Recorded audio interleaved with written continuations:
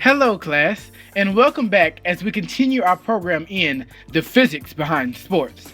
Today, we will dive and immerse ourselves in the magnificent sport of gymnastics. The first event that we will look at is the women's vault. As she signals the judges, she raises her arm. In order to do this, the upward force of her arm must overcome the downward force of gravity. This unbalanced force causes motion in the upward direction. As she runs, she pushes down and back on the earth with her feet. As a part of Newton's third law of motion, there is an equal but opposite force acted upon her from the earth, which propels her forward and up. Another part of the vault is the springboard. As she plants her feet on the springboard, the downward force of gravity and the board pushes down on the springs. This propels her up due to Newton's third law. Additionally, she pushes on the vault as she goes up.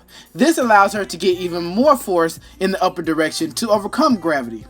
Also, because of Newton's first law, she is still moving forward as she flies due to her body already being in the forward motion. The next event is the balance beam.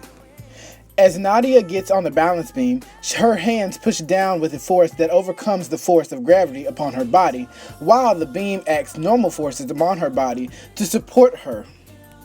As she walks and spins on the balance beam, Nadia must keep her overall mass balanced on each side of her center of mass, while also keeping her center of mass above the balance beam.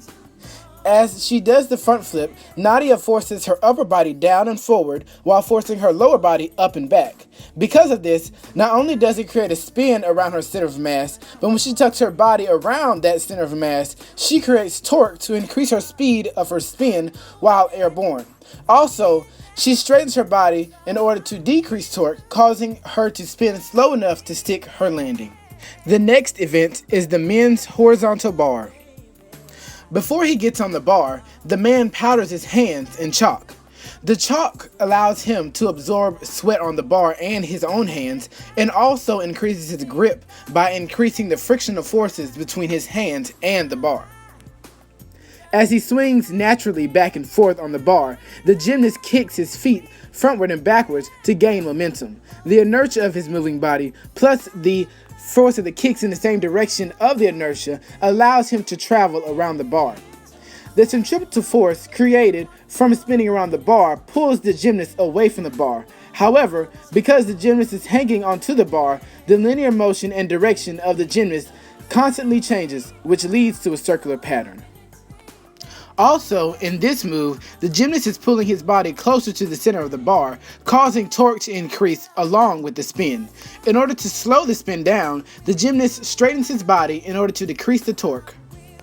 Finally, at the top of each spin, he has an increased potential energy, which is converted into kinetic energy as he moves around the bar until he gets back to the top of his spin. Teach me how to just go headstrong.